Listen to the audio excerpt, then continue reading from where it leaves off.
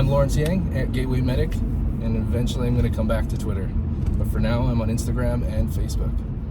You can follow me at the closed Facebook group, Canadian Health and Care Quality Improvement Network, also known as #Cha-Ching. And today I have with me Nathalie Martinek, Dr. Nathalie Martinek, and you've flown all the way to Canada, to Vancouver, for the first time in your life. Yes.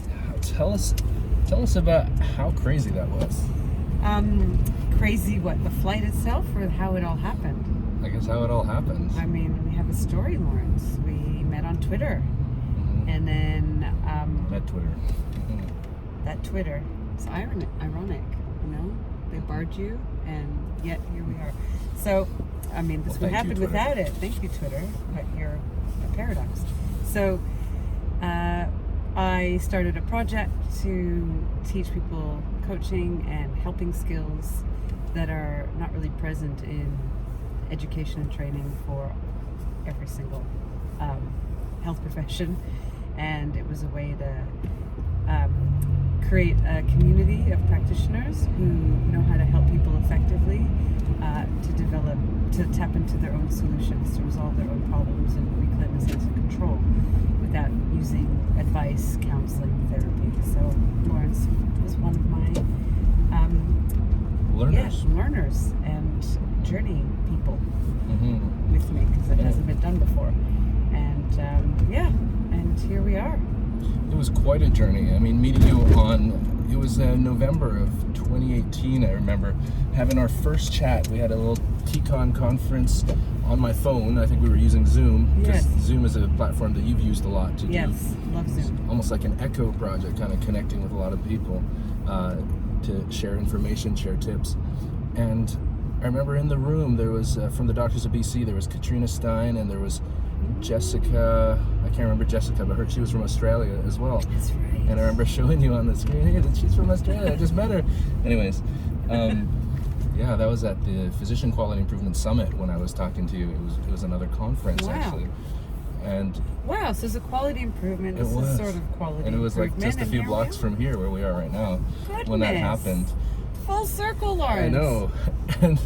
And then I took a leap. I could sense right away that you really had a profound understanding of suffering, and in that realm, you understood the suffering of physicians, and you kind of had some ideas about what we could do to shift our being to be a little bit more sustainable in the work that we do, the hard work, because not only are we doing clinical work and interpersonal relational work, we're doing emotional labor a lot of the times, and emotional weightlifting, and we were not trained at emotional weightlifting. Guys are out of shape, and we've never practiced those muscles, and we never had a fluency for how to do that. That's nowhere in the medical curriculum, the medical training curriculum, either in undergrad or in residency. So I found the stuff that you taught us for the Safe Space Health Moderator training really, really helpful on how to manage some of that emotional burdens that we take on inadvertently, just because we have empathy. Just because we care. And it's always interesting to me that the thing that makes us probably good at our jobs, that we really care, also make us highly vulnerable sometimes if we don't have all the skills. And so well put. Yeah, and you're able to give us, so many of us, those skills. I remember being on over 10 multiple 2-hour sessions with you and people from around the world who were training in this helping technique that I had never heard of before, that I never learned before. And I've come to realize it was very much of a non-judgmental, safe coaching conversation. Is that an adequate description? Yeah, I mean, there's so much involved that it looks simple. There's so many different components, so it's a way to create and maintain safety, building trust and rapport in a very short period of time, and understanding the power we hold in a relationship when we're helpers, and how not to use it to oppress someone, how to not use it to prevent them from tapping into their own resourcefulness, because ultimately they're the ones walking in their shoes, living their life, making decisions, They already know how to make good decisions because they're alive. So we have to convey that trust in their capacity to make decisions and help them tap into the opportunity they have to make different decisions that will take them on a course that moves towards their vision. So it requires so many different skills to enable that, and it means that we also have to retrain ourselves to not jump in and try to fix things for people because we are uncomfortable with their suffering, and we're uncomfortable with their suffering because of our own suffering that we are not comfortable with. So we're, creating it. We are in a mirroring experience, and we want to mirror an experience that promotes peace rather than perpetuates anxiety. But Natalie, that's what we went to school for. We went to school to fix people and to fix things. You were misled. I'm sorry. I'm there to help someone, and I can help them because I'm doing well. I get paid well. I'm privileged. I'm there to help people solve problems. So when I can prescribe something that can take that suffering away or reduce that suffering, I really want to do that. But you said I can take away somebody's power? Yeah. Because just because someone shares their problem with us doesn't mean it's our role to leap in and fix it. They are disclosing something because they trust us to do it, and they're not maybe saying it to anyone else. So it's a sacred thing that we have. It's a sacred opportunity we have, and by jumping in and going, yep, I'm going to save the day. This is all that you need to do.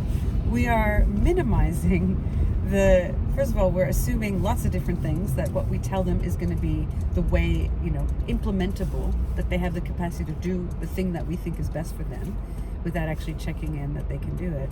And it prevents them from building confidence and competence in their capacity to, discover what they need based on their own experience, their own learning, and exploring what is already present in their life that can support them.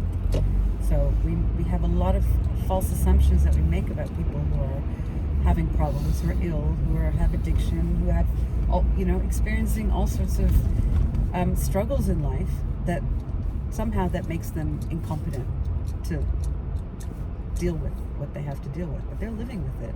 It's only that snapshot in time that we have with them where they're sharing the problem that we think that that's their whole life, but we're forgetting that they have a whole other things going on in their life that are not this problem. Just that our role is to help them with this problem. Doesn't mean our role is to attempt to fix it for them, because they're not actually broken.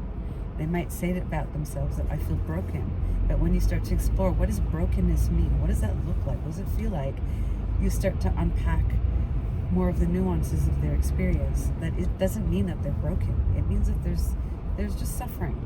There's unknown. There's loss of control. There's a sense of powerlessness and hopelessness. That's not signs of brokenness. It's a sign of not having peace. So we can't jump in based on our own anxiety because they're experiencing suffering and I have to do something about it, because all we're doing is fueling more anxiety.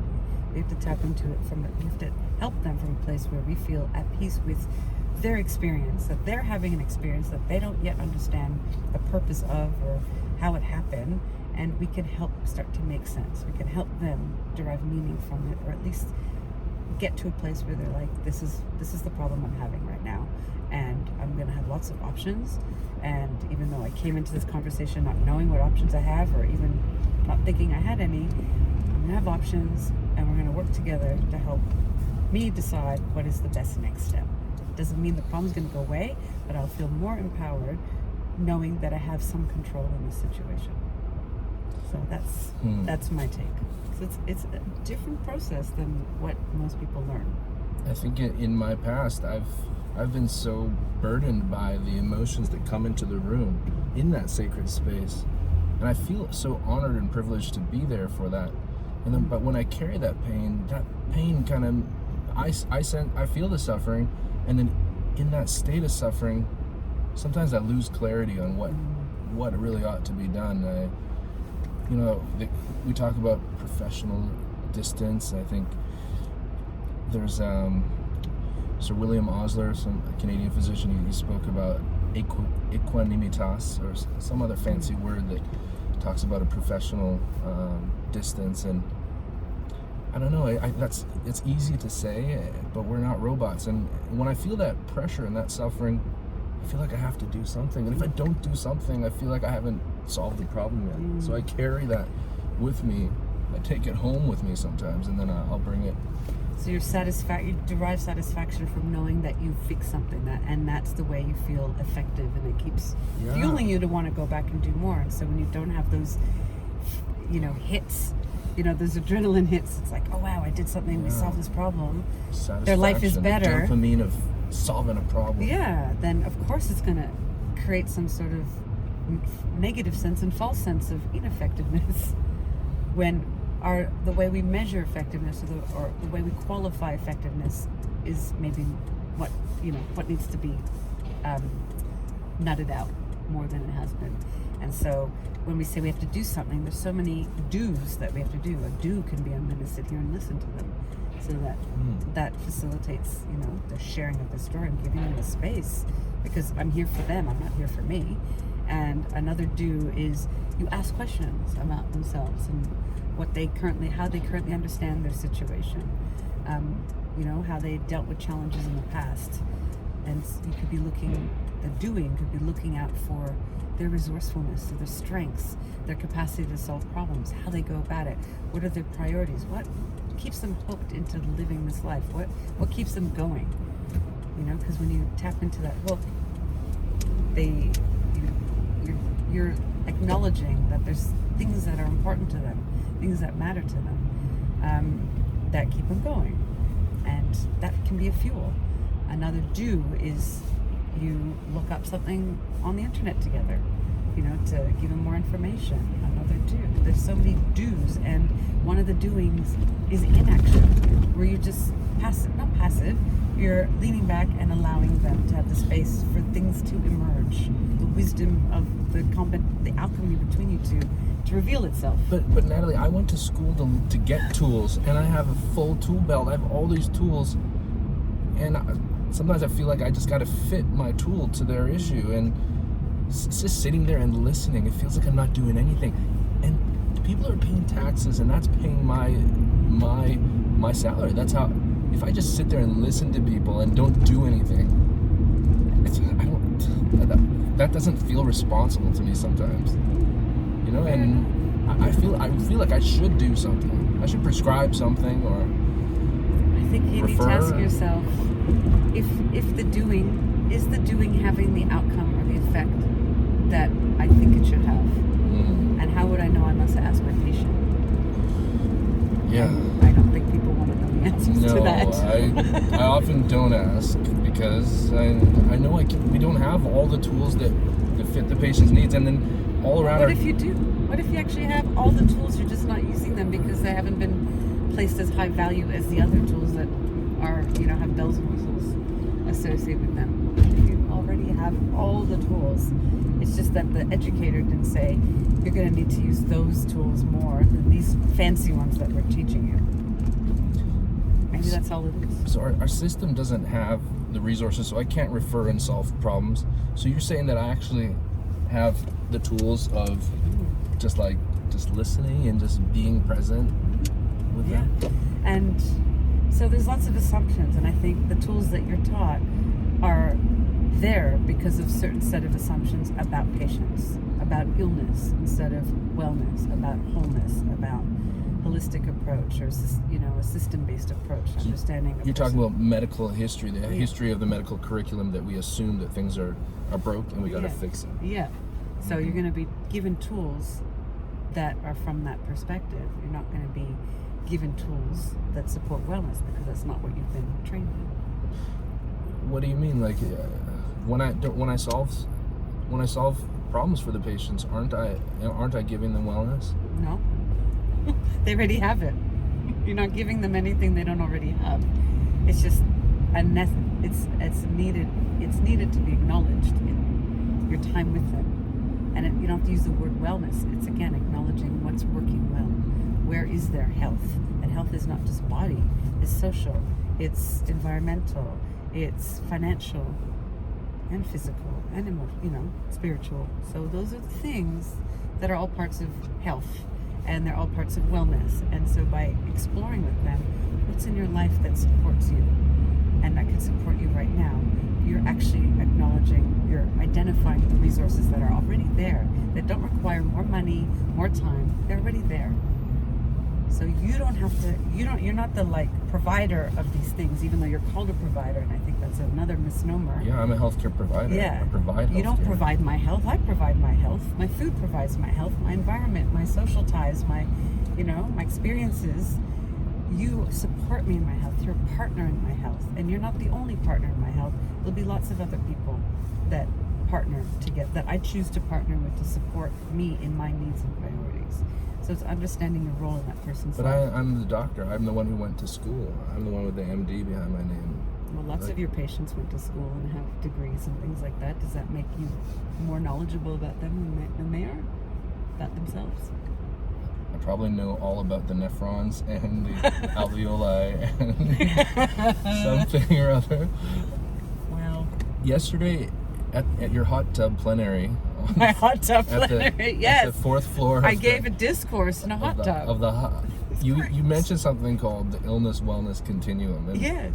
What the hell does that mean? Like, that's not something we covered in medical school. Yes, I forgot the name of the person who developed that model. Basically, health is on a continuum. It's not illness, and we're trying to reduce illness, and then we have health, which seems to be the paradigm, the current predominating paradigm. So if we have illness and we're trying to reduce illness, we may not eliminate it, but we still have illness. What about this whole idea of wellness, of like what I mentioned before, everything that is already working well? What are the habits that we engage in that support our well-being, that support us to stay alive? We can't discount that. That's fundamental. It's just things go out of balance, things happen that bring about illness, but it doesn't now take away from my wellness. My wellness is still there. So by focusing entirely all our resources to diminishing or removing illness, we are not harnessing the strengths and the resourcefulness, the resources of our wellness that's always there at the same time.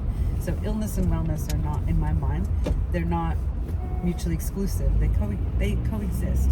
It's just about where's the wellness, where's the illness. Well, illness could be in one organ in my physical body, but I have wellness and spiritual wellness in my spiritual life, in my social life, in my financial life, in my connections, and so many different ways. How do those help me? Are you kind of talking about resilience? Is it like kind of like, I grew up with video games where you have like fighting video games, you punch someone and then there's this power bar and it gets shorter and stuff. And then so is wellness kind of like building up your defense? Yeah. Power bar?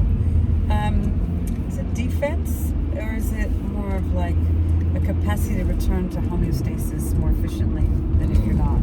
Okay. Because the illness wellness, I guess, if we're looking for ideal, what is our ideal? Our ideal is not wellness, because we can't be well all the time. There's always going to be some area in our life that we need to do some work on, that needs our attention. So we can't be in perfect harmony and balance all the time. It doesn't exist. Because we are constantly influenced by everything around us, as well as what's going on inside us. So there's always an area that needs attention, but what we're striving for is homeostasis. So I don't see it on a linear continuum. I see everything on a sort of circle, like a closed circle, because you can have illness at the North Pole, and you could do positive things to support you to move into more of a wellness around that issue. But if you're overly focused on wellness and you start doing too much of these so-called good things, it's going to put you out of balance back into illness. So does that make sense? You do too much, you can do too much wellness and then fall into illness? Yeah. So if you're doing, certain, I don't know, I can think of anything in excess that is not right for you to be in excess of. Anything in deficient. And everybody's different, right? Everyone's different. So it's personalized, individualized. So it's same also with deficiency. Some people can get away with having less of a particular trait, quality, food, whatever it is, but others can't. So they're going to experience something in their life that's going to need their attention to bring it back towards homeostasis. So we're constantly struggling between finding that like middle path, or that moderation or moderate path, or moderate place, that central point between excess and deficiency in every area of our life. In our partner, in our relationships, in our way we consume food and you know, drink and sleep, and you know, could be medication, could be, you know, online social media use, be in always needing to be there for other people. You know, it's like the way we engage with others that can be excessive, that we deprive ourselves of our own attention and we put our needs last. So then you're going to get sick and you're going to realize, oh, I'm doing too much for everyone else, no one's there for me. I need to start giving myself, you know, more time and put some boundaries up. So that's what happens, to help teach us where we need to make some changes. So if now, as a family doctor in the British Columbia system, if I'm to take this approach, and I believe in this illness-wellness continuum, it sounds like maybe I should be spending more focus on the wellness side instead of just the illness, just the removal of symptoms side. Yeah. And if I do that, and I don't have the skills to do that now, do I have to go back to school and learn it all? You do need some upskilling, but you know, I see everyone having all these skills already. It's just putting more attention on those skills and less on other ones. So it's not about removing your clinical judgment and dumping your, you know, med school training about disease management, whatever. It's just not leaping to that first and foremost, because what you're doing, so this is another way I look at it, you're trying to be scientific, but you're not very scientific if you're looking only at the negatives, you know, the things that are wrong. You're already looking for something, you've already formed a theory, you know, and you're trying to rule things out. So a reductionist theory. You're looking to confirm a bias. Whereas if you're coming from a wellness perspective, where you're like, something's out of whack here, this person is having back pain, and I'm starting to go, well, when did this back pain start? What was going on in your life when that back pain, you notice that, you know, a pain in your back?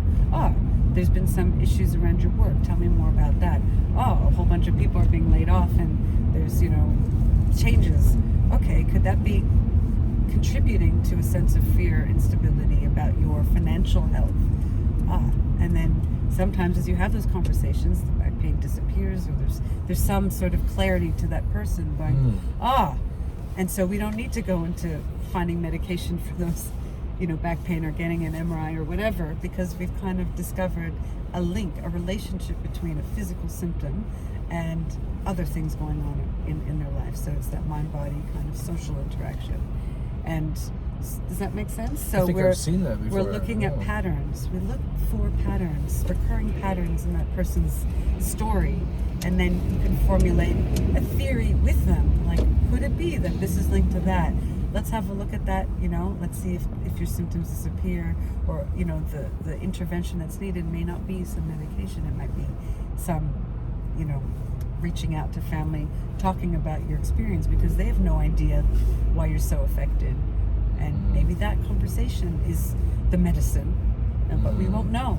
So, so the difference is that the current paradigm is we're looking to confirm bias, and the other one is I don't have a bias yet. I don't know. I'm looking for patterns. Yes, looking for patterns, being open, being curious, and then seeing what emerges. Because when we're curious, we're opening space, we're allowing space for something to reveal itself, that mystery to be demystified, and no one's in control of that. But having interest in your patient's well-being, curiosity about what might be going on in the bigger picture, and recognizing that there are links. We are all connected to everything, so there's nothing that exists in a vacuum. As long as I hold these, and I'm here to provide my patient with the best opportunity to resolve this matter. And I have ideas based on my training, but they're going to have ideas based on their own life experience. So the combination of that is more powerful than either of you are doing on your own. So allowing the patient, who is the expert on their lives and their bodies, to kind of confirm, like, might this pain be associated with something in your life, and asking it in kind of an tentative way. Yeah. And then allowing them to maybe form new linkages and awareness. Totally. Yeah. And they can have those aha moments. It's just a powerful way, but it means the physician has to relinquish control of needing to know, needing to shift, needing to do, needing to fix. But we were taught that, like, somebody has abdominal pain, we probably should consider radiology in a lot of those cases, like x-rays, ultrasounds, or Yes. somebody has a headache, maybe we'll try to do a CT scan or MRI of the brain or something. But are you asking the patient, what does this involve for you? If you have to go and get an MRI or an x-ray, what does that mean for you in your life? Is this the best, what are the risks involved, and what is the benefits to you? And what does it ask of you to implement this thing in your life? Because we just go, here's a prescription, here's some medication, but now it changes the kind of food you can eat, or when you could eat or not eat, and you're asking someone to change their routine. It's not just take a pill. There's a lot of other things to consider. And what if it makes you drowsy? Then who else is around to help you? We don't have those conversations in the clinic. We don't have time for them. No. Yeah. And so MRI might be necessary, but is that the first thing we go to? Or are there other things that are low cost and easy to assess for before we rule in that instead of ruling it out? So, because there's this concept called precautionary principles. It's an environmental, comes from, I think, conservation, environment, that you don't introduce something just because it seems easy to do it, or because it's available, because it carries risks to the well-being of the environment or the person. So you want to be cautious about what you're using your authority and the trust that you're given to promote to your patient, because it might ask a lot of them, more than either of you anticipated. So any prescription drug will have side effects, and we don't know what they are until the person's using them. And unless we go, okay, I need to know, as your doctor, I need to know what impact this is having on other areas of your life, because this might not be the right thing for you. How many times does that happen? I don't know any time that's happened for me. I've had to raise it.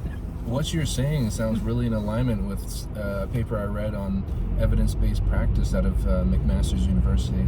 And it also sounds in line with the Canada's Choosing Wisely campaign, where we're trying to really be judicious with our use of resources, because they are limited in terms of, like, radiology resources or blood test ordering. And evidence-based practice really tells us to use your resources wisely. Just because they're there doesn't mean you should be using them as your first port of call. You have to look at, like, maybe weigh them up in a sort of hierarchy. It's like, let's try this thing first. Let's try this thing second, But we just want the quick fix solution. So, of course, try this so we can start to rule out all these other things. Do you think I could do this approach in 15 minutes with people? Can I? Yes. Yeah? Yes. And if you can't finish it in 15 minutes, it's around sharing expectations of what you can achieve in 15 minutes, and you're going to try to rule in, rule out, whatever. Send them away to live their life with this new kind of realization that occurred in that time, and then invite them to come back for, if things haven't resolved themselves. You don't have to do it all in 15 minutes.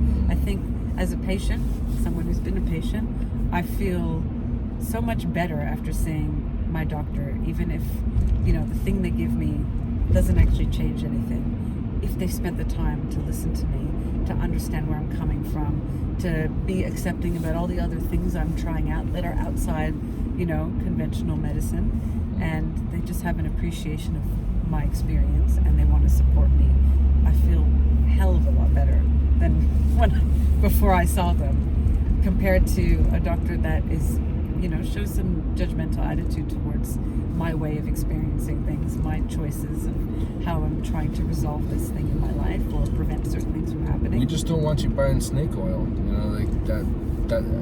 One person's snake oil is someone else's medicine, and how do you know?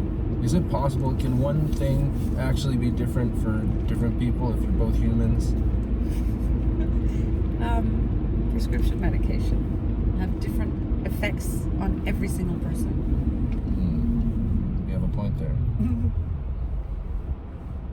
So it's, we have options of how to change our practice a bit so that we are more present for our patient.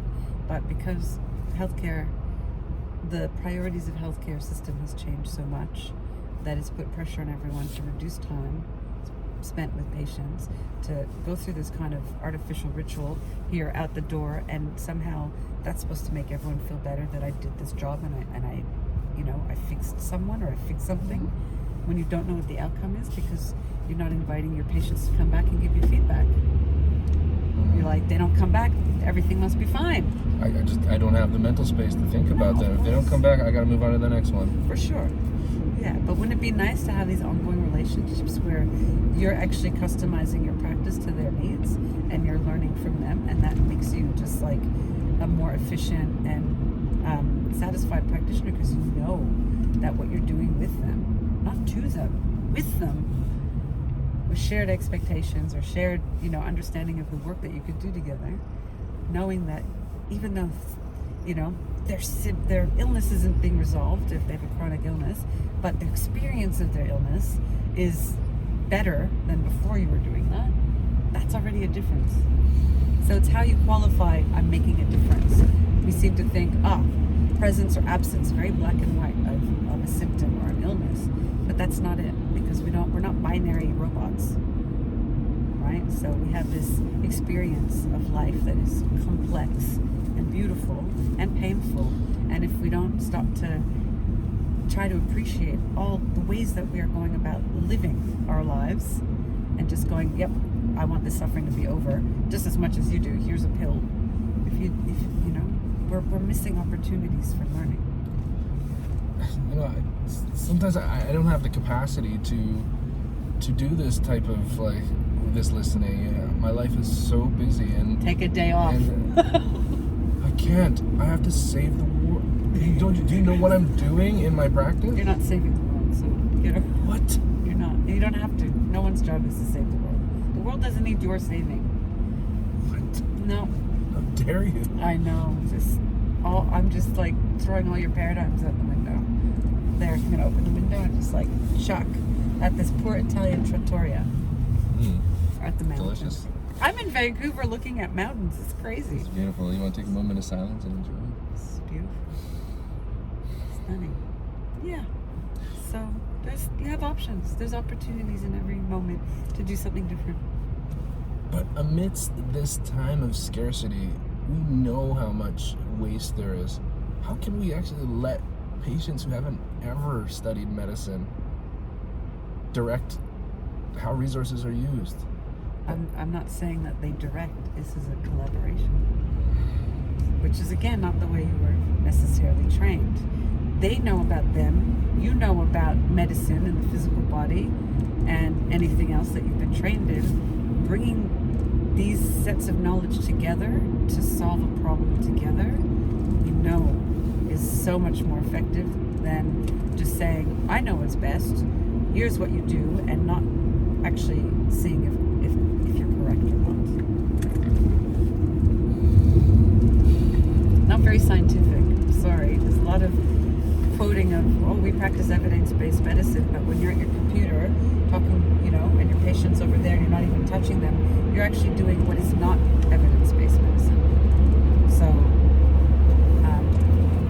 careful with how that's used, or when you're not tapping into your patient's values, what's important to them, what their priorities are, you're not practicing evidence-based medicine. You're just using science and trying to, enforce the scientific viewpoint on someone, and the scientific evidence did not involve that patient. It did not, wasn't generated based on that person's experience. It's just a bunch of hard data that you're trying to apply to make something disappear. But there is so much evidence out there for all the tools that I have, and how is it the possible evidence for that person? How is it possible that patient has something that I don't have the research for? Because it's 2020. We're unique, and we're not predictable. Well, some aspects are, but medically we're not predictable. So a lot of it's trial and error, and you just have to get better at sitting in that discomfort of uncertainty, and that the more that you're transparent about, this is what I know, this is what we're going to try together, and we don't know what the outcome of this is going to be, but the evidence suggests that this is beneficial. Let's give this a try. How will that look? What impact is this going to have on your life if you do this? that's why I want to, check in with you and come back and see me X period of time so we can look at what's changed since we've put this into your life. That's what you do. I wouldn't want to have these conversations, except for people who are like, doctor, just fix me.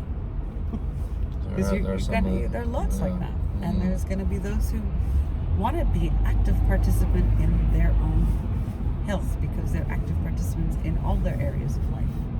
This is no different. So I got into medicine, and when I was going in medicine, I was told that this is going to be a good job.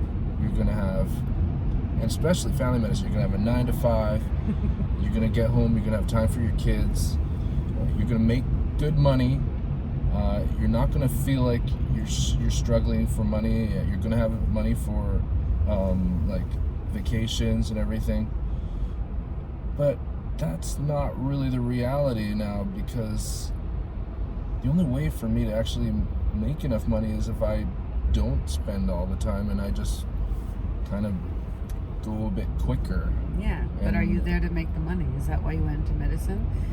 Or that person or whoever advised you left out the fact that you were going to be exposed to the whole spectrum of life, every generation, every kind of illness and thing under the sun, and that it would be an amazing, challenging, stimulating way to learn so much from your patients. Did they sell it to you based on that, or it was just that you're going to have a nice, stable, financially stable life? But I can't imagine that that's why most people would go into family practice. That it was for some financial stability. Maybe that was true 20 years ago when the system was quite different and we didn't have so many other expectations. More of a business model now. So I can't imagine that would have been your motivator to go into medicine, because if that was your motivator, then you were going to be disillusioned. I think I am disillusioned right now, and the government just wants me to, partner with nurse practitioners now and bring in nurses to do all the work, and then I'm not even allowed to choose which ones I'm using, and they're expecting me to use that and then see more patients. Well, I heard evidence today that kind of partnership is, when it's done well and it's done with respect and, again, transparency and desire to, shared vision and purpose, it's actually the most satisfying experiences that both in the partnership have. But who's going to make that vision and purpose? You both decide. I have to go in there and talk and make a... Not just you. It's a partnership. You're both involved. It's not you running the show. There's no running the show. It's you coming together, wanting... Why are you both there? Because you want to help your patients in their life, however that looks, according to how you've been trained and what's realistic for you in order to support them. So I imagine that that's something that you both would share. So start from there, find common ground. But so far in my career, I've struggled working with people with me. Like there've been medical office assistants that I've wanted to fire, and it's so hard working with people, and I already don't have a hold on it right now, getting good help and stuff, and now I'm expected to add on more people into the team. I don't know if I'm a good team worker. I don't know if I have the skills to do that. Well, it takes leadership skills and a person who can create a community, because it's a community, right? So, and you all have to be on the same page, and you all have to have space to hear each other's different ways of perceiving situations, and to be willing to work with each other to solve problems. Because, like I said, wisdom of a group is far better than your own in resolving an issue, because you have multiple perspectives. It requires a bunch of leadership skills and desire to collaborate. But right now, I have to see my 40 patients every day, 5 days a week, and I take the weekends off, of course. I go play tennis, I do whatever, but there is no time for meetings. So I have to start doing clinic meetings and make space for discussions and vision and purpose. I have to do that? Yeah. Investment. Invest a lot of time early on. Get clear to form that foundation. And when that foundation is stable, you work from there. And it's much faster. And it's almost like you're sharing one brain. And you just seamlessly know what you need to do with each other. So it's pretty cool, actually. It's like you become an organism. It's amazing. Let's say I take the leap and I try to enter into this leadership role with this team. I try to build this organism that functions. Do you feel you have that leadership capacity, capability? No, because I was never taught this stuff. All I did was medical school, and then when I came out, I had to pay my loans, so I just started working. So I haven't had time to train in leadership skills But everyone has the characteristics of that could make a leader. You just have to. It helps to have a mentor or someone who is a leader, is a good model that you can be like, I want to be just like that. You know, they inspire me to want to be better and to work better with each other. I want to do that. I do know some good leaders, but I'm not that good leader. I can never be like that person. Of course you can. It could be like you, right? But you as the leader, and they're just modeling. They're just your reflection. They're just showing you if you want that, that's what you can be. So if I can be that, and then when I tell people to do something, they'll do it, right? That's not quite how it works. But I'm the leader. No, everyone. Don't you listen? That's why people follow leaders, right? Yeah, except when you're trying to build a collaborative practice, everyone is a leader. Everyone has a role. Everyone is fulfilling their role, and everyone knows what they're there for and what they're meant to be doing. And but it's also great if there's a gap, someone is absent that day, and all the stuff has to get done. That's clear, easily discussed or negotiated. Who's going to do what to fill in that gap, that temporary gap? So it's not some one person deciding. It's looking at what am I good at, what can I, tick off really easily, and it'll be something different than other people. It's looking at what are people's skill set and who will best fit the need. But you don't decide that. You can see it in them, but it helps to have a conversation as a group so that they have choice. And they feel, free to express, their creativity, their values. Come to think of it, I think that the Doctors of British Columbia here in BC has a scholarship program under the Joint Collaborative Committees where I think you can take leadership training courses too. And sick. So I think, and that's like that's 10,000 Canadian dollars a year, and they'll pay for your travel, your room and board, your tuition, and some meals as well. Yeah, sounds like a game changer. And you totally might actually gain some skills that could help me be happier in my practice, be more effective. Yeah, because when you're in a position where you're commending everyone, it sucks. It sucks for them, and it sucks for you because you feel gotta think everything, and you feel like, oh, nothing will get done unless I'm telling people and running the show. And that's not the truth. You've just taken. Why didn't they just think of that themselves? How come they couldn't see it? Because you've taken their autonomy away. You've taken their power to freedom, and you didn't do it intentionally. But it's you taking up space to fulfill obligations that are not yours to fulfill. You have yours, but everyone has theirs. That's why you hired them. So, hopefully. So when you're starting to step in their territory, they're like, okay, well, I guess they don't like the way I do it. I'm just not going to do it because they're doing it anyway. And so they're less likely to take initiative because you're already taking up that space. So you have to step back and create space for them to step in. And it requires trust. Trust in the people that you've hired. But if you did trust them, why the hell did you hire them? So, and you're sending messages that I don't trust you. That's why I'm doing this instead of you.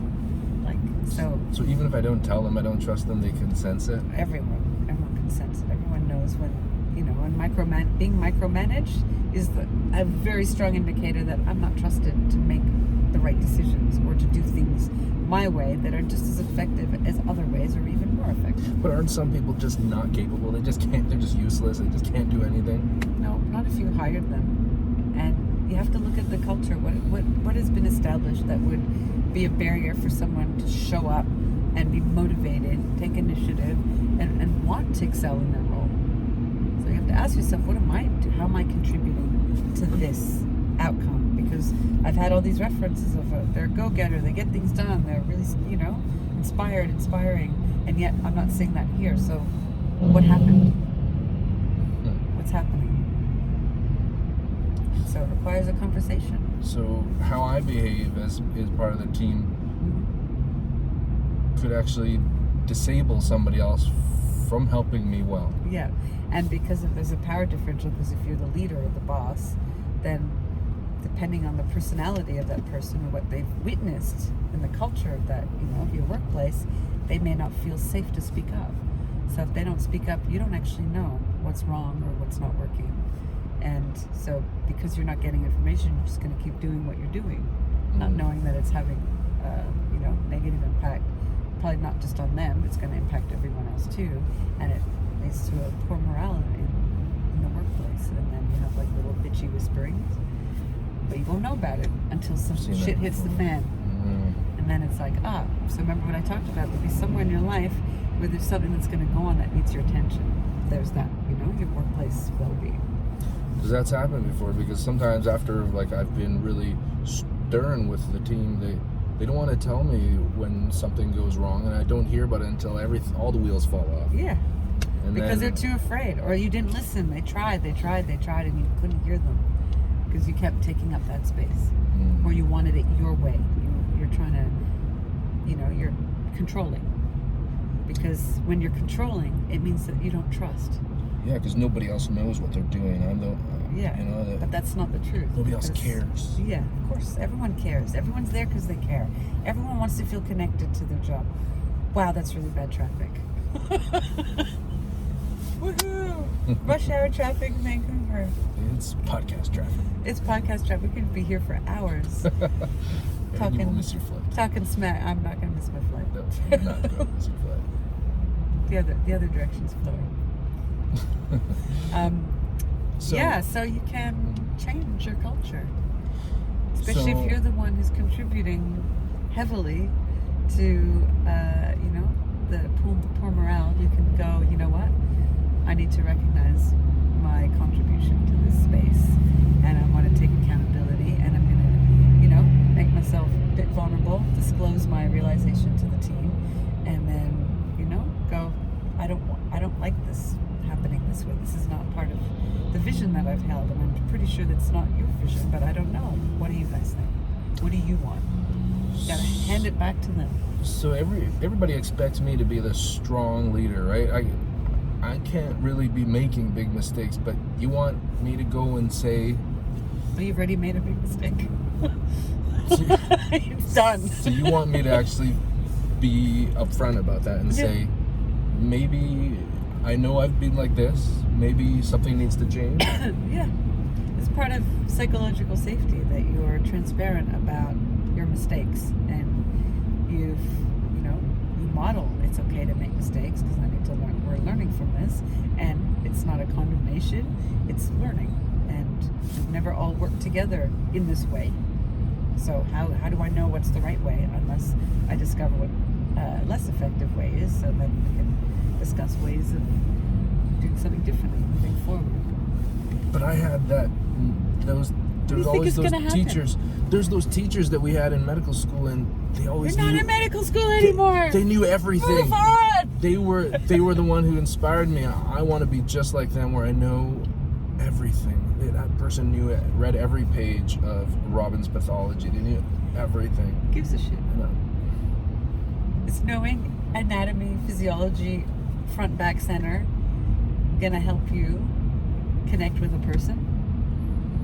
It's gonna help you, negotiate ways of working together that suits both of you.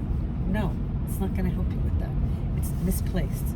Just because you learned that there doesn't mean it was gonna apply to every part of your life. It's gonna apply for one thing, two things maybe. So, there's a lot involved in forming good relationships with people, and trust needs to be central to that. If you don't have trust, same with your patients. It's fundamental to an effective therapeutic relationship. If there's no trust, it's time to move on with each other, or go through a process to repair trust if it was breached or to form it. And it takes time with different people. It's not going to happen right away. It's because, you have to prove yourself. Especially if a patient has been hurt by their experiences with previous physicians or, in clinical environments. So they're coming in with that wound or with that trauma, and so they're encountering you. What are you doing to help create a welcoming, warm space that can let their guard down a little bit? So we have to be very cautious about our manner, because what we could be doing is re-traumatizing somebody.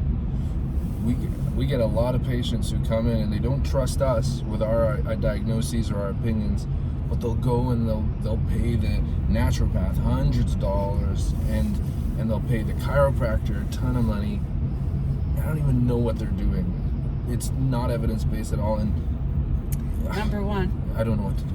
If you call yourself a scientist, then it means that you're curious and you want to go and discover some things that you're ignorant about. So number one is maybe you should go and find out a little more about what chiropractors or osteopaths or whoever, naturopaths, what they do, and what they do that's different and what they do that could be similar. Where's the commonality? But all my colleagues say they're phonies, But how do they know? Are they making just blanket judgments without any experience? Without any interaction, conversation, communication? Probably. It's not fair. They're getting paid cash, and for every patient I see, I only get take home $15 to $17. These people are taking home $100 and something each time. Yeah, but and they didn't go to school as long as I did. It doesn't matter how long you went to school. It's how effective you are with that person. That's what matters. It's value. People want value. Just because you went to med school doesn't mean that you're giving them the value they need by coming to spend time with you. I'm feeling like more and more that the skill set that I was given in school that I graduated with, I was so proud to have, is not very useful in the climate of 2020. I think they are useful, but there are lots of gaps. And let's think about the curriculum for medical school. When's the last time it's undergone a massive review and change? It's the same. It's the same. I hear they're changing. They got some spiral curriculum thing going on. All right, but so far, is it evidence-based education? Have they ever assessed that this manner of training and educating medical students is translating into what's needed in reality? And unless they've gone through that assessment, again, studying, collecting data, and lots of assessment, and it's asking these tough questions. It's really, no one wants to know the answer to that, because it would mean shit. We might have been doing things backwards, or been stagnant for far too long, and we haven't been able to keep up. I mean, it's a hard thing to come to terms with for some people. Doesn't mean your skills are ineffective. Those are not the only skills you need, and they were never the only skills you needed. We also have to look at the history of medicine and medical training until now, and the role of the physician from back in the 1900s to what they're expected to do now in the climate we're in now. So things haven't evolved. Identities haven't evolved. And that's being forced on everyone because of high burnout, compassion fatigue, addiction, suicide. So these are things that are happening again. The explosions happening in our worlds that are forcing us to take a critical look at what we're doing. And why do we keep doing it this way if these are the outcomes we're getting? We need to make some change. But not dramatic change, strategic change. What do you mean by identities are evolved? What do you mean by that? Well, if we look at how, the next generation, so the boomer generation, they look to doctors as gods. I look at how, those generations, they see doctors and doctor, fix me, or, this is what's going on, doctor has advice, and they follow it. They follow it to a T. Yeah, that's I don't what want I to thought disappoint my life would be doctor. like. My generation and the younger generations, hell no. We're a lot more informed. You guys like to ask a lot of dumb questions. No, you don't mean that. We're allowed to ask questions. We're allowed to challenge. We're allowed to, because this is our life. We're the ones who have to live with these decisions. Not you have to if you know about them, but we're the ones who have to experience the consequences of these decisions. And not all of them are going to be positive and not everyone bounces back from them. And that's another reality. So, we're in the identity, so moving from doctor as God to doctor as partner in my care is a massive leap. But that's where evidence says that's what the research evidence says is best practice. Really? Yes. So all doctors are most effective when they're partners with the patient? Again, it depends on the physician. Well, I guess family doctors in the clinic setting. It depends on the relationship itself and how someone is doing partnership. Because partnership is not just a word; it's a bunch of qualities, characteristics that dictate how everyone needs to show up in that relationship. Not just the physician, but the patient too. So it's both requires personal responsibility and accountability and a commitment to make this work. And doesn't mean it's easy, but it is the most satisfying. So moving out of I'm the expert and it's transitioned to patient family-centered, which then can be construed as do what the patient wants or patient knows best, into actually we both have expertise, we both have qualities and skills, we both have experiences. Let's leverage it, let's work with it and use it to assess risk benefits and options for ways forward. So it's more methodical, strategic, and responsible. But everyone feels like they're contributing, so it's still contributing to solving problems, which is always a rush, an adrenaline rush. You're getting that need met. It's just happening in a different way, and you're working with someone which is just better. So if I adopt this approach where I'm in partnership with patients and I meet the needs that they really want, I'm going to feel more effective. Likely, because you're getting feedback from them. You're getting instant feedback from them. You can tell through their body language, through what they disclose to you. This is actually helpful. Even if we don't know the answer to the problem, the process has been helpful. Even if it's not what I was taught in training, if I just let that go and I just listen and figure it and follow and figure it out. No, it's not about letting it go. I'm not saying ditch it. I never said ditch it. It's knowing how to use it. So information is not the first thing you plunk on a patient. Your knowledge about drugs, disease is not what you give the patient. It's using the evidence in the right way. It's using your training in the right way. So it requires wisdom, which you cannot be taught in medical school. It only comes through experience, through practice, through implementation of all the things that you have learned and going, wow, this works well, this doesn't work. That's how you know. That's wisdom. Okay, let's say I do this. I get some leadership skills. I form a team. I'm a leader that's democratic and listens to the team. And we start seeing patients. I adopt an approach where I'm really in partnership. I'm listening. Not just listening, but anyway, continue. Listening and advising and. You're in a role that's a dialogue. It's like a dance. Dancing with the patient. You're dancing with your patient. So and they give me the feedback that they're in the right place. Or you're both in this uncertain space together. That's uncomfortable, but okay. Discomfort is not going to kill anyone. It's actually very important to just be present with discomfort and find ways to go. I'm not sure what our next course of action is. What are your ideas? That takes a lot of, humility. So you need humility, you need compassion, you need respect, trust.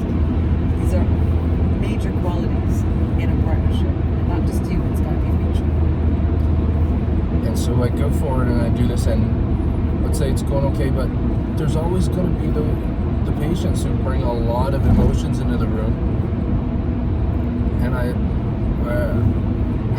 how do I manage that? The intensity, sometimes it's really heavy on me, and it's a lot. Well, they're not your emotions, it's their emotions. And people tend to feel that heaviness when they feel a responsibility or an obligation to do something about those emotions so that they no longer feel that heaviness. That's the problem.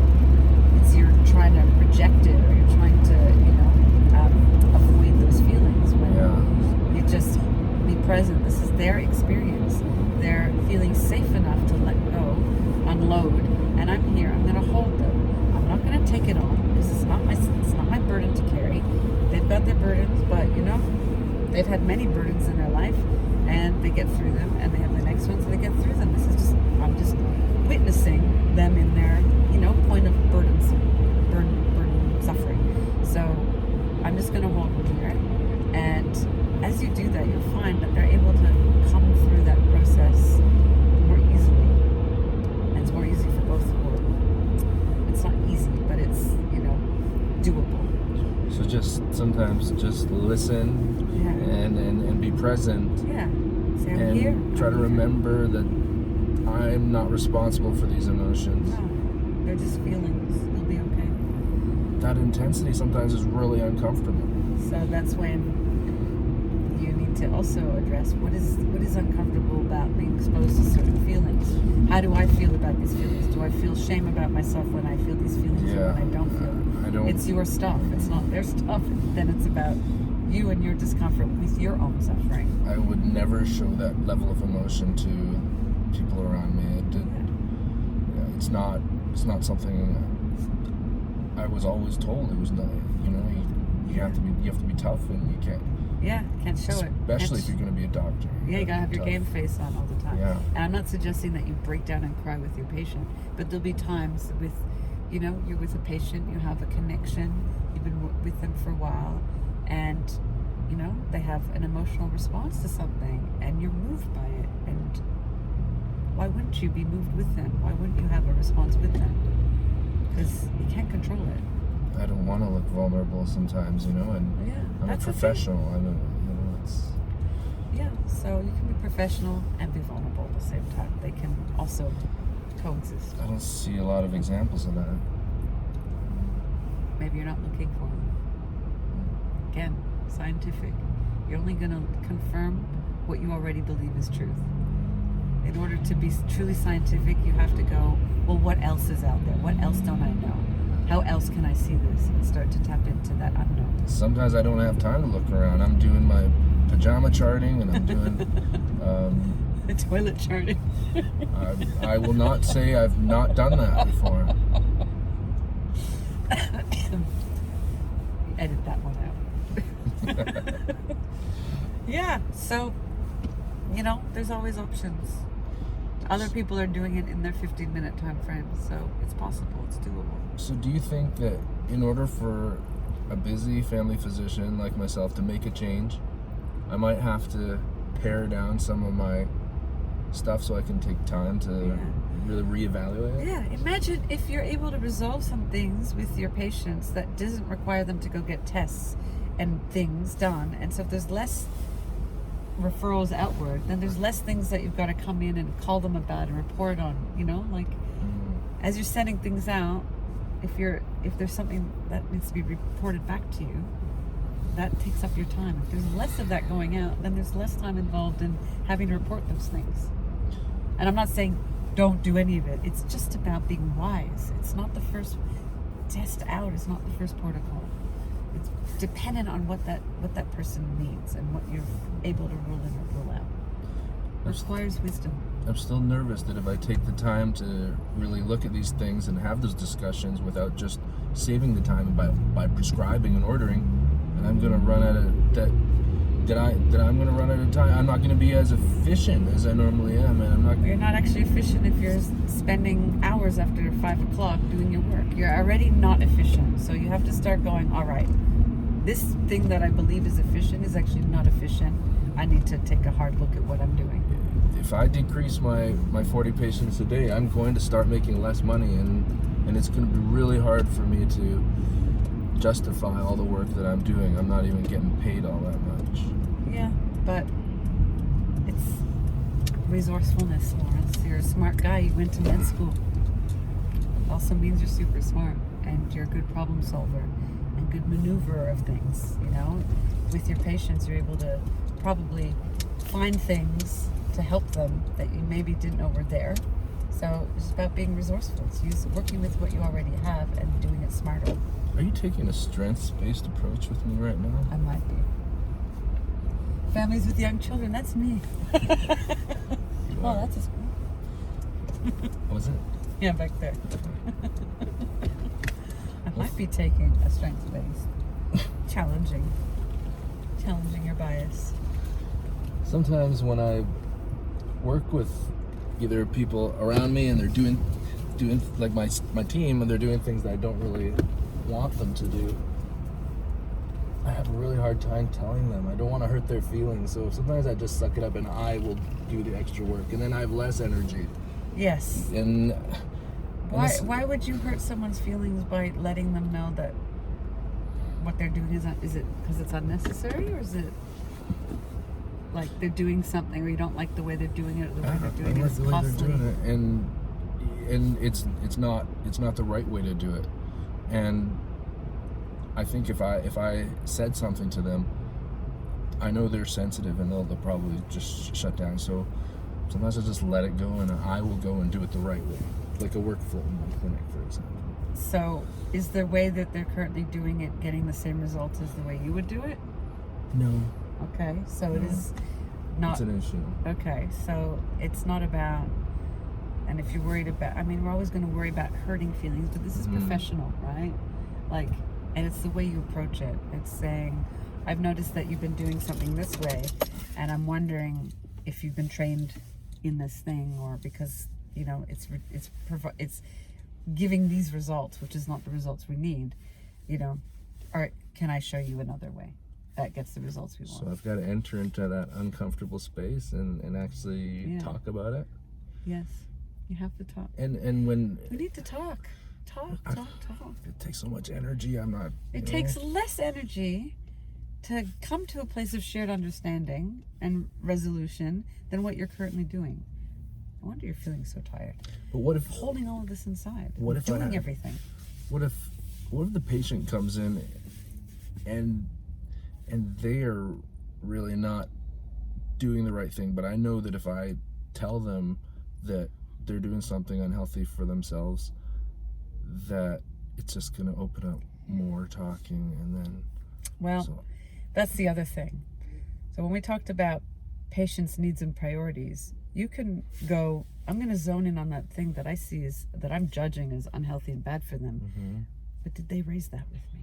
Is that their priority? Is that what we need to focus on? No, but I see it as a priority because I know in how body works, and that's the thing that needs to change. But what if that thing is actually helping them and you won't know it because you've made a judgment? What if they need that thing? That's what they've got right now that is supportive of their survival, their living, their pleasure. But it's unhealthy. How could it be good for them? So that's again this binary black and white, unhealthy versus unhealthy. What is unhealthy for one person could be beneficial for another.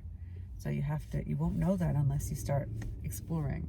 And why would you start exploring with that thing when they would come in with their own problem, right? So isn't that what you should be dealing with? The thing that they bring to you, not the thing that you think is priority? Because then they feel listened to. And then maybe in the conversation, if there's a link, you can go, I've noticed that this is something that you're doing, and, you know, this connects to the symptom you're talking about here. What do you think about that?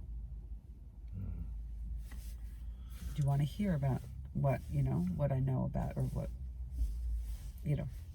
what is known about this thing, and it's linked to your symptom? So you're asking and giving them choice. And they might go, no, I don't want, I already know, but I'm not going to stop it. And you're like, okay, so let's look at how we can help you with this thing and how it's connected to your wider life, because maybe they're not concerned about the symptom, but if you can help them see that thing is affecting their quality of life somewhere else that really matters to them, then you have a way in to start to support them to make a change around that behavior. But you can't do it because you're like, this is, what you're doing is wrong, and I see a better way, and this is how you should do it instead. It's not going to work. You see that. You see this everywhere. We hear about it with vaccination. We hear about it with, I don't know, just food-related things and smoking and just different habits. the way people think, the way people make decisions is often unconscious, but they do it because it's comfortable or familiar. So what you're asking of someone is to enter into the realm of unfamiliar, unknown, without a bridge. Don't do this instead. Or don't do this, but you're not giving them any option of what to do differently. That takes a skill. It takes some coaching skills. It sounds like I need some coaching skills. And it takes respect, because you're being disrespectful to that patient's life and their value system when you're like, that's wrong. That's unhealthy. Yeah. Often people are being really unscientific, and that can bother me. Yeah, but you're also being unscientific in your approach. Because why again? Because when you're telling someone what evidence says is better for them, you're actually going against what evidence says is best practice and how to work with people. Evidence-based practice. Oh, yeah. So you McMasters. Why did you have to publish that evidence-based practice stuff? I have 2 more questions to ask you before we stop. There was one. So sometimes I have those challenges with the staff, and like I have trouble kind of telling them what needs to be said. And with my patients, sometimes I take on too much, and I've already gotten myself into a kind of what it feels like a vicious cycle of like overwork, and patients are calling me all the time. I've given out my cell phone number to them, and I see my days are getting longer and longer. How do I and I'm not that great at communicating, and how do I actually communicate more effectively so I can actually get some more control in my life? And well, if you recognize that communication is a weak point for you, then it's like, okay, what professional development training is available for me so that I can improve this? Because communication is a source of, like, ineffective communication is one of the greatest sources of suffering. So not speaking about something that is important to us in order to create some benefit or to, raise awareness about a problem is a massive cause of suffering. You're internalizing it. Yeah. And you're not voicing things that are actually really important. And then you're also creating an environment where people don't voice things because you're not feeling safe. They're not feeling safe. So it has like widespread. I think a lot of myself and my colleagues are suffering like that. And so wouldn't it be cool if all of you did some communication? We only communicate when things get to the boiling point and we explode. So why is it so hard to go, I'm noticing there's, this is a kind of risky thing that I'm seeing is happening. And if we don't deal with it, this is how it's going to escalate. And I know this because that's what's happened before. So can we have a look at this? So instead of using blaming language, like you're doing it wrong, you need to do it differently, it's like, I'm noticing this is what's happening. And when we say it from that perspective, we're acknowledging we're all playing a part in this thing occurring, not just you. This is something that we're all part of. So we all have to do something differently to address this. Sometimes I don't trust that what I have to say really can have that effect or impact or that value. Like, how can I be more scientific and test it out? Yeah. Let's give it a try. You want me to experiment? I want you to experiment with my communication. Yeah. How can I be more? Maybe it's You're like courageous. being more assertive. Like, do you know anything I can read to learn to be more assertive? Yes, I've got a book, an excellent book about assertiveness. Is it a big book? No, it's very small. It's called The Little Book of Assertiveness. A little book of assertiveness? But it's, it looks little, but it's actually quite profound. Has anything like this ever been published prior to your book? I don't know, because I don't read other books, so I couldn't tell you. Yeah. However, what I can say that would be different than pretty much all assertiveness books on the market is one, the main experts in assertiveness tend to be white men, and I'm a woman. And if we look at society, kind of has been established by men and creating the social norms and the cultural expectations, men. So when they're saying these are ways you can be assertive, they're not looking at the power dynamics that exist in society or in organizations or in relationships. And it may not be safe for, say, a woman to be assertive according to their approach, because it might actually have some really negative consequences. So this book is about a way of communicating assertively. So assertiveness is about saying, this is what's needed here. And these are the values that are I'm attempting to express. These are the boundaries that need to go in here. And this is my accountability, that's your accountability, and this is the outcome that we both want. So there's a lot in assertiveness that's more than I'm going to speak what I want or I'm going to say no. Way more sophisticated than that. But it requires planning, and it requires getting tuned into your values. You can't know what to say to, create a change in perception and behavior without being tuned into your values, but also knowing what they want. And we all want the same things. Many of us have never actually spent any time explicitly looking at what our values might be. Yeah, Like, and recognizing power dynamics, that I can't just say what I want and expect a good result to occur if the person I'm confronting is used to being dominant and having their way and being in control. In my assertiveness, I'm threatening their control, and they're not going to like it. So I have to be communicating in a way that says, I'm not judging you. You're not a bad person, but this is what's going on. This is what your behavior is doing. This is the effect it's having on me or others and on us. And this is not what I imagine is what we want. So what can we do differently? Or what can happen instead? So there's no judgment in it. It's very direct and very neutral. Yeah. Neutral narrative. Yeah. So I haven't seen that anywhere in this way. I look forward to reading it. Last question. How do people find you and connect with you if they wanted to? Well, if they watch the hour and 16 and they're still engaged, you can find me on Twitter. I'm there a lot at Nats for Docs, as well as LinkedIn under Nathalie Martinek, PhD, I think. And my website at Dr Nathalie Martinek, Natalie with an H in it, drnataliemartinek.com.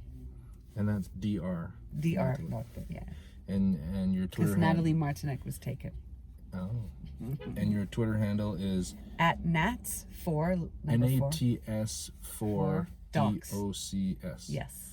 And that's because I think you do some consulting with physicians. Yeah.